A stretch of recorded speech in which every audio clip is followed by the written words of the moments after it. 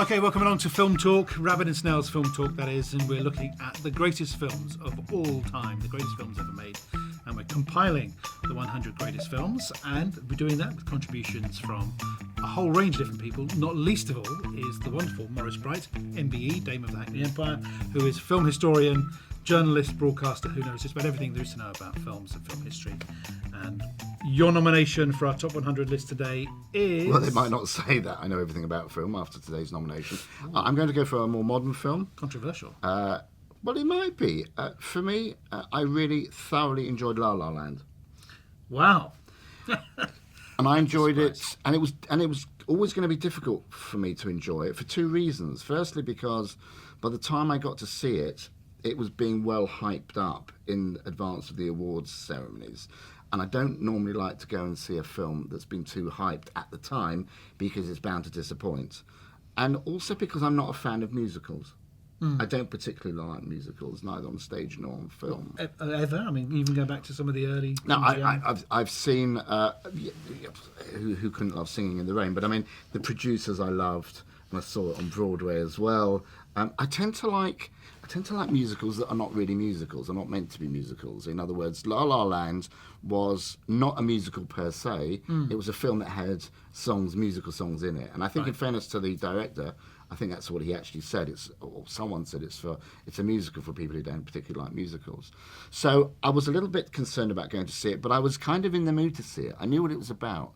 I knew it was going to be like a modern day romance. And so I went to see it. I was on a big screen. Went to see it with my wife. About 5-10, it was packed, absolutely chock-a-block.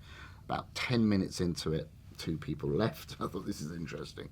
But I was captivated from the very first scene, which was, if you like, a very old-style homage to the, if you like, almost the Busby Berkeley films of the 30s, where you start off with for no reason at all.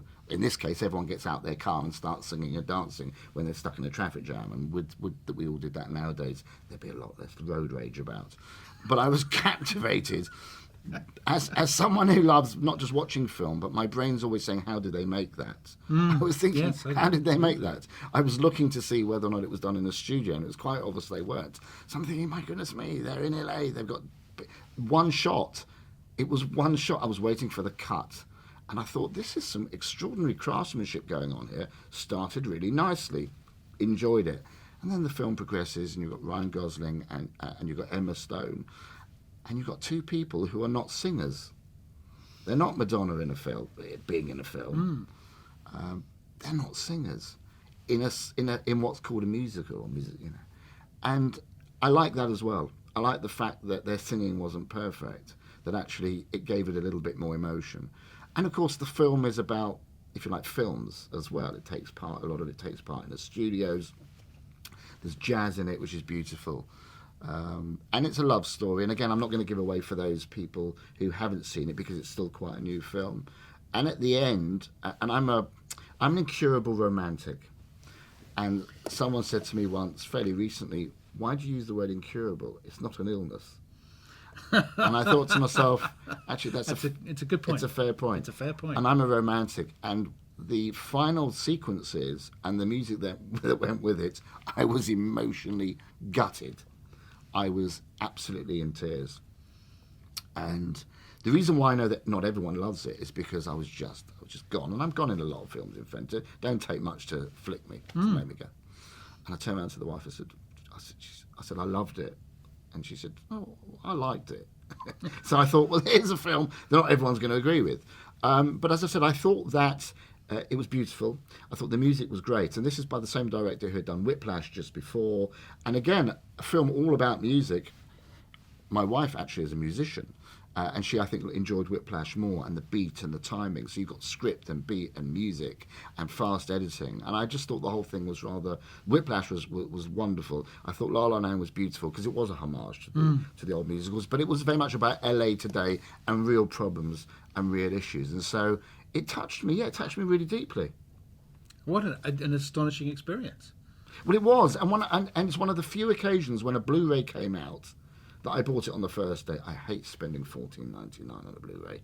Right, I'd prefer to wait a couple of weeks or till after Christmas till it's half price. It's in my genes. It's a genetic thing.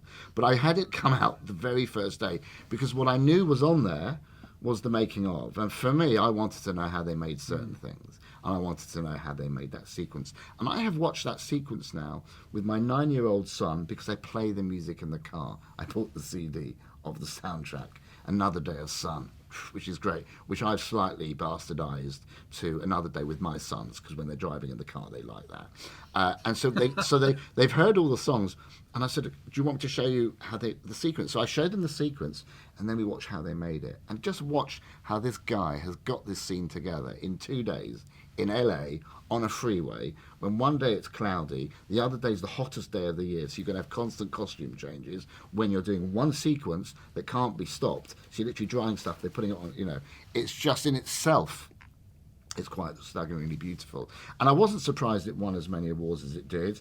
I think one shouldn't underestimate the acting. I know Emma Stone, I think she swept the board. Ryan Gosling didn't, but she did.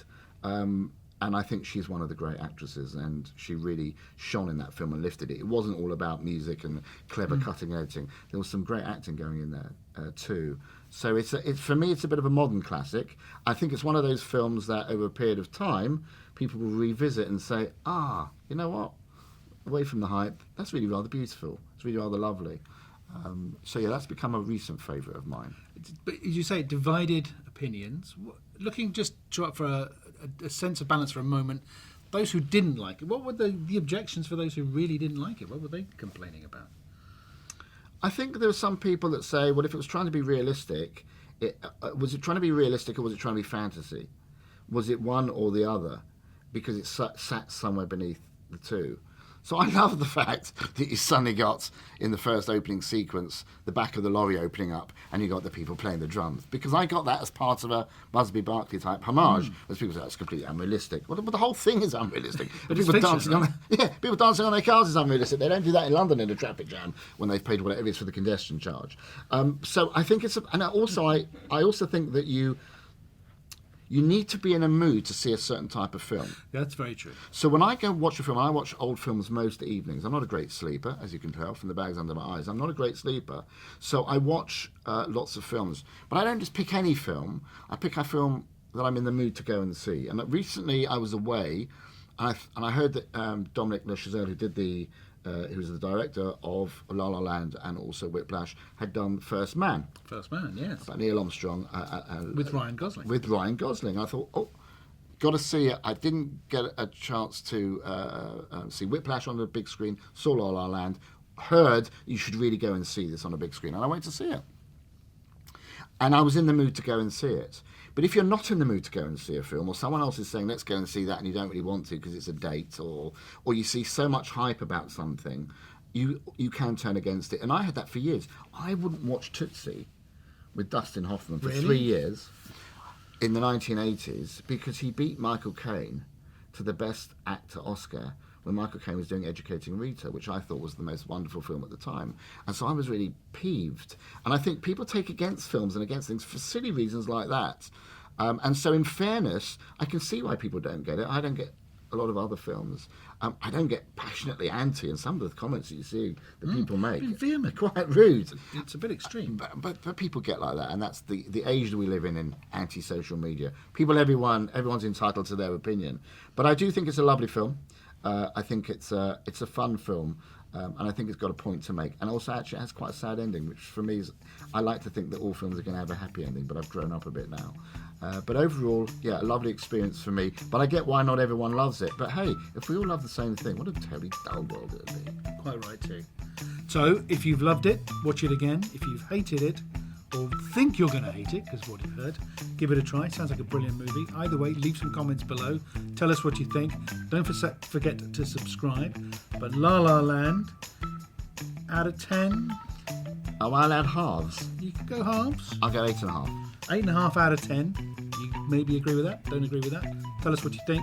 Morris, thank you ever so much. And suggesting La La Land for our top 100. Thank you for watching. Thank you.